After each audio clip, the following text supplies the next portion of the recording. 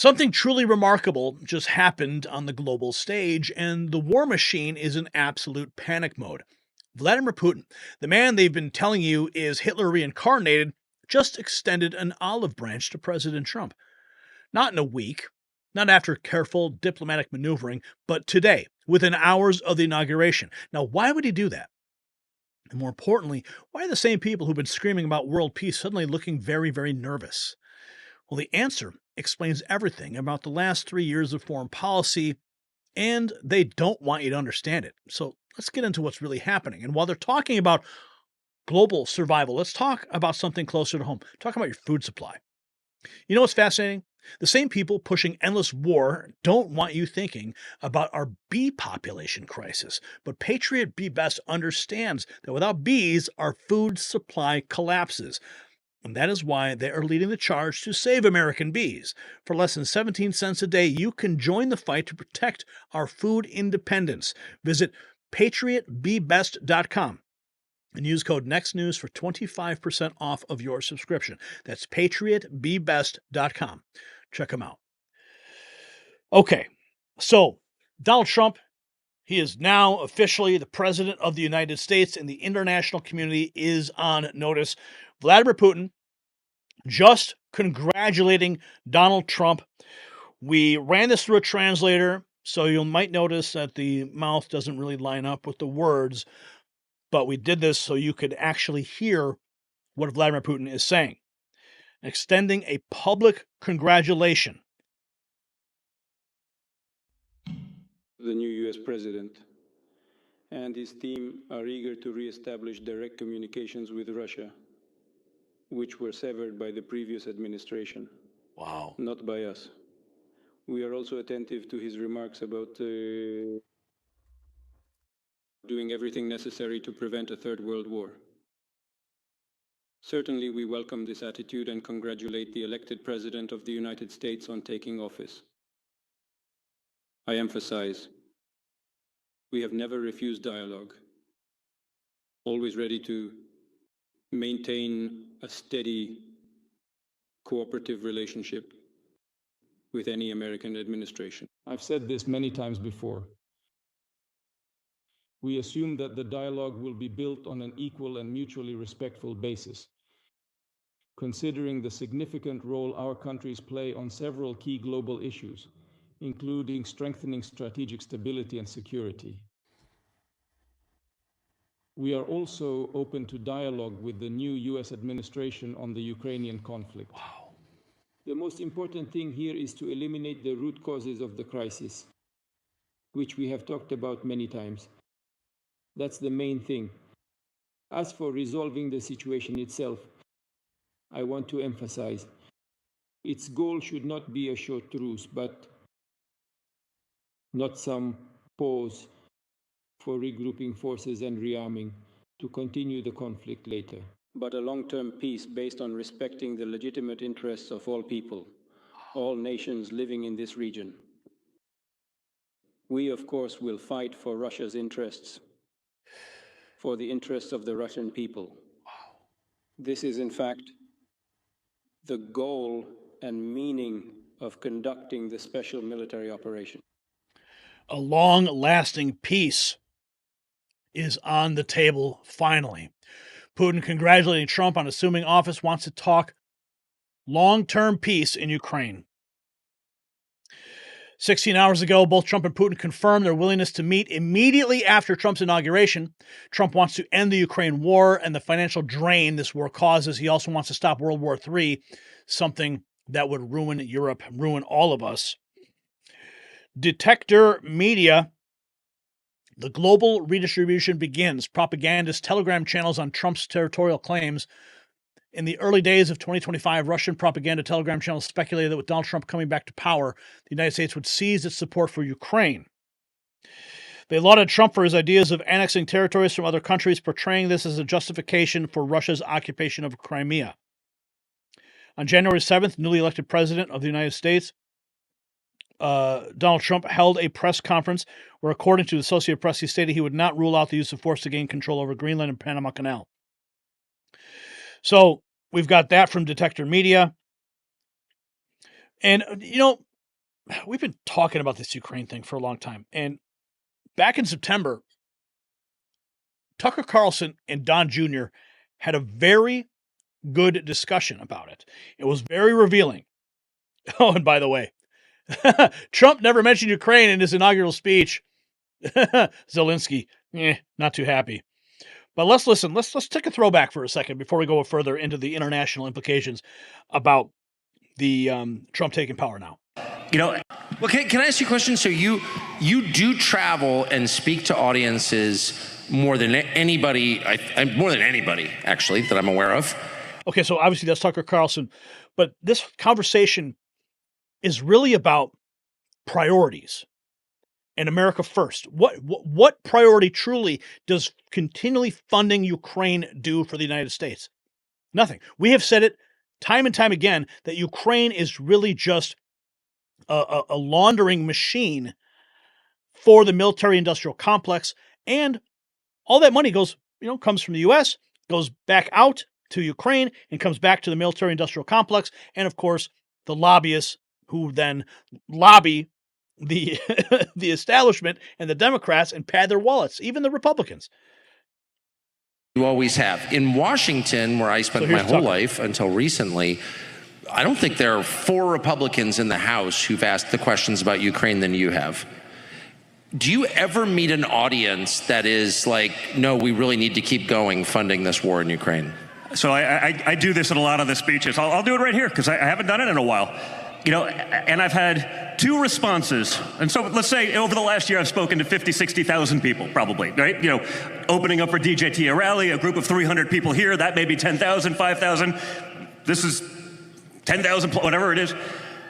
And I do it. Show of hands, raise your hand if Ukraine is a top 10 priority for you in your life. Top 10. And I'll do it. Like, if it is, I'll give you the mic. How about a top 3? It doesn't exist. I found 2 people. 2 people of now, let's call it 65,000 people that I speak to weekly. It was not top 3, but it was top 10. First guy, sir, why? I am from Kiev, Ukraine. I was like, okay, fine. I'm going to give you a pass. And the other was a guy that's like a Beltway warmonger. I was like, so you're on the board of Raytheon or something like that? He was like, well, no, not exactly. I was like, Northrop Grumman? He just walks away. And yet, I get the calls, by the way, what's nice about me, I'm not a politician, so I'll call out both sides. I get the calls from Republicans. Hey, Don, can you not go so tough on the Ukraine? Because, some of that money is getting funneled back to a missile maker. And I was like, wait. I'm all about American businesses. Like, our family's done that before we got sued to, we've done this. I get it. I want to support American business. Not if it's just for abject death for no reason around the world. Like, I'm not there to support American business in genocide. And I talk to these guys, I'm like, you're making trillion-dollar decisions. Have you surveyed your constituents? And they're like, well, no, but I'm sure they took 6 figures from Raytheon, and so therefore, they're on the team. They should get sponsorship things. Whose payroll are you on?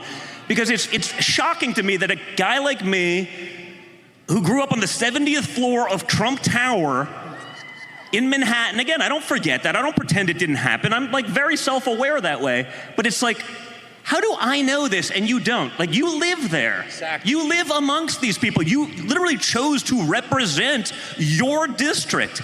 I was there last week, and you have no idea what they actually stand for. And it's disgusting.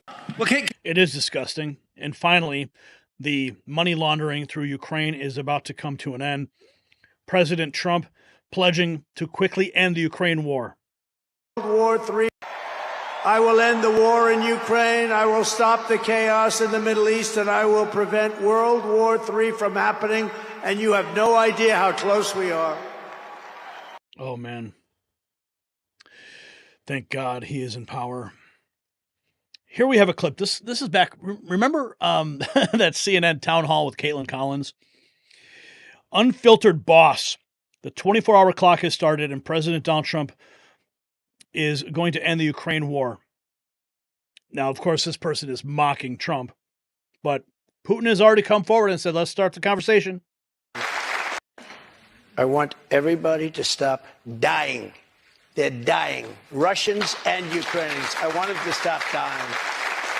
And I'll have that done. I'll have that done in 24 hours. I'll have it done. You need the power of the presidency to do it. And it's about to happen. The conversations are already underway. Donald Trump Jr. claims that Ukrainian President Zelensky requested to go to the inauguration multiple times, but was rejected every time. Oh, man. Chris Hayes, Bill Hazeltine, tweeting at Chris Hayes, your TDS is astounding. Trump won in a landslide because Dems' only agenda is illegals and money laundering operation in Ukraine. No policies that benefit the middle class. Your ignorance is astounding. Learn from the election. Fear-mongering doesn't work. So when Trump tells Putin to remove his troops from Ukraine and return the land that he took, Putin, out of respect, will listen to him. Trump already proposed the following: freezing the front lines at their current position. This is what apparently Trump has offered. Freezing the front lines at their current position and a 20-year suspension. 20-year suspension. Not sure. Zelensky hailed, this was 5 hours ago from Newsmax, Zelensky on Monday hailed the opportunity to achieve a just peace in Ukraine, which is battling an almost 3-year-old Russian invasion, as he congratulated the U.S. leader Donald Trump on his inauguration. And of course, we have the talk that the Gulf of Mexico will soon be called the Gulf of America because we built it, we paid for it, and it is ours. MSNBC is already going into the lies because they have learned nothing, Insurrection Barbie says. So let's debunk a common mainstream media talking point. We built the Panama Canal. We paid for the canal. We gave the Panama Canal to Panama. We signed a treaty that says it was going to be neutral. Now China is low-key engaging in operational control of the canal, thereby violating said treaty, thereby making it null and void. So, MSDNC, Trump is not going to forcibly take another country's territory. When Panama violates the treaty, they no longer have control over the canal. Oh boy, let's see what Rachel Maddow's saying here. Inaugural address. The second inaugural address did, in my take on it, was that it had more of a vibe of a State of the Union address than an inaugural address, I think in part because it was indoors. And that made it sort of feel like he was addressing a joint session of Congress, even though he wasn't, even though this was an inaugural address. President Trump spoke in his sort of trademark low monotone, gave his list of grievances. Among his grievances this time was an assertion that there was not even a token effort made to fight the Los Angeles fires, which was a very unusual assertion. If this inaugural address is remembered, I think, as a signal of what's to come, it may be the part where he said, "We're taking it back," when talking about the Panama Canal. He pledged to be a president of peace and to not start any new wars, but did also pledge to forcibly take another country's territory. While President Trump was speaking, a relatively large group of Proud Boys, the pro-Trump armed paramilitary group, marched in full colors and their trademark black and gold in downtown Washington to the Capital One Arena. Just before the inaugural address, just before the swearing in, outgoing President Biden issued pardons to members of his family, noting that while they had done nothing wrong, he believed the threats and promises of politicized persecution of people who the new president has decided are his enemies warranted what President Biden would have otherwise never considered doing. Okay, thank you for that, Rachel. Thank you for your astute observations. But you are no longer relevant. We are the media now, and we will call you out every single time you present more and more lies. Here's Trump talking about the Panama Canal today at the inauguration. The Panama Canal, which has foolishly been given to the country of Panama after the United States. The United States, I mean, think of this, spent more money than ever spent on a project before and lost 38,000 lives in the building of the Panama Canal. We have been treated very badly from this foolish gift that should have never been made. And Panama's promise to us has been broken.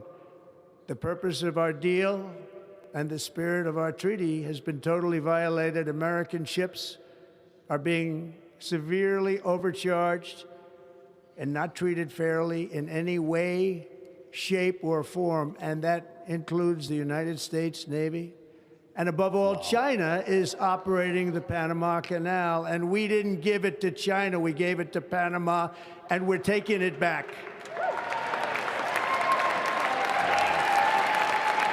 Game on, bro. Game on. Taking back the Panama Canal. This is huge, man. This is huge. President of Panama, however, has just released a statement condemning President Trump's inaugural address, claiming the Panama Canal is and will continue to be Panamanian. And this is what it says. On behalf of the Republic of Panama and its people, I must fully reject the statements made by President Trump regarding Panama and its canal during the inaugural address. I reiterate what I expressed in my message to the nation on December 22nd. The canal is and will continue to be Panamanian, and its administration will remain under Panamanian control with respect to its permanent neutrality. There is no presence of any nation in the world interfering with our administration. The canal was not a concession from anyone. It was the result of generational struggles that culminated in 1999, a product of the Torrijos-Carter Treaty, and since then, for 25 uninterrupted years, we have managed and expanded it responsibly to serve the world and its trade, including the United States. We will exercise the rights that protect us, the legal basis of the treaty, the dignity that distinguishes us, and the strength provided by international law as the appropriate path for managing relations between countries and, above all, between the allies and friendly countries, as demonstrated by history and our actions concerning the U.S. Dialogue is always the way to clarify the mentioned points without undermining our right, total sovereignty, and ownership of our canal. The President of the Republic of Panama. Meanwhile, there are protests breaking out in Panama, protests in front of the U.S. ambassador's residence. The protest likely is by communist Suntracks. Suntracks are communist and not well liked in Panama.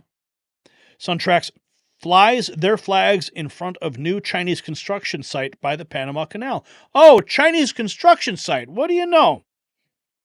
And here you can see some of the protests taking place in Panama right now.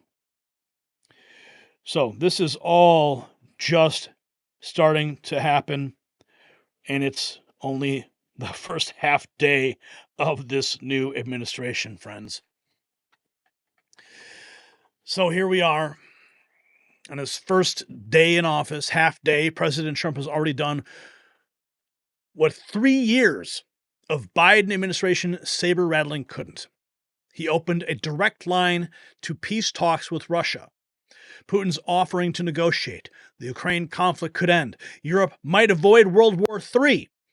But here's the question that should keep you up tonight. If peace was this easy to achieve, if all it took was a leader actually interested in stopping the bloodshed, why do we spend billions prolonging this conflict? Who really benefits from endless war? And more importantly, what does it tell you about our foreign policy establishment that they're more terrified of peace than they are of nuclear war? Drop a comment below. And stand out in our new MAGA Avengers collection, available in the Next News merch shop. It's linked below.